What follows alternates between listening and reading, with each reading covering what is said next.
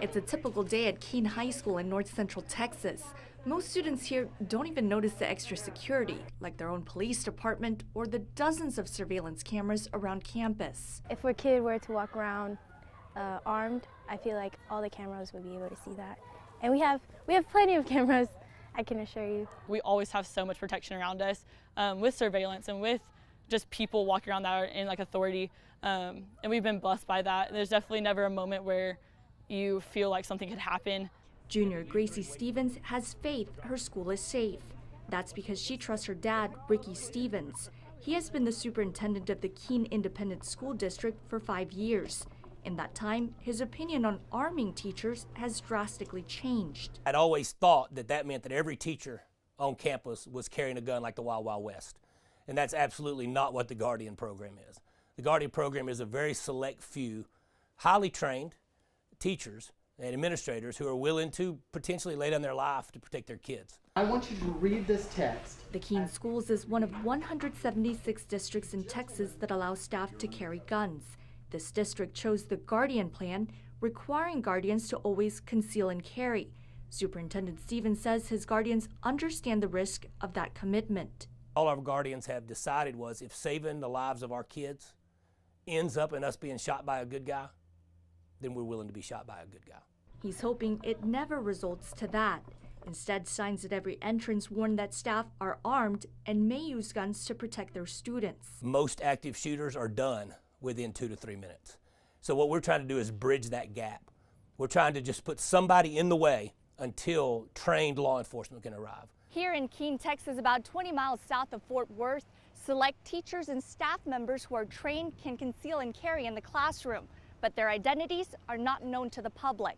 If everybody knew who the guardians were, there wouldn't be any surprise. They would know. While he can't say how many are armed, Police Chief Ronald Potts is confident in his guardians. Select teachers who volunteer have to pass a psychological exam in an active shooter class. Everyone who carries must also complete 80 hours of training the first year and 40 every year after. This video shows Superintendent Stevens going through that training himself. Everything that I teach them is what I learned from SWAT, and every year thereafter, that 40 hours is pretty much on the range. So it's very stringent what we have to do. Back in Kansas, lawmakers introduced a bill late in this session and called for a hearing on House Bill 2789. It would create a framework for staff to get training before they could conceal and carry in Kansas classrooms.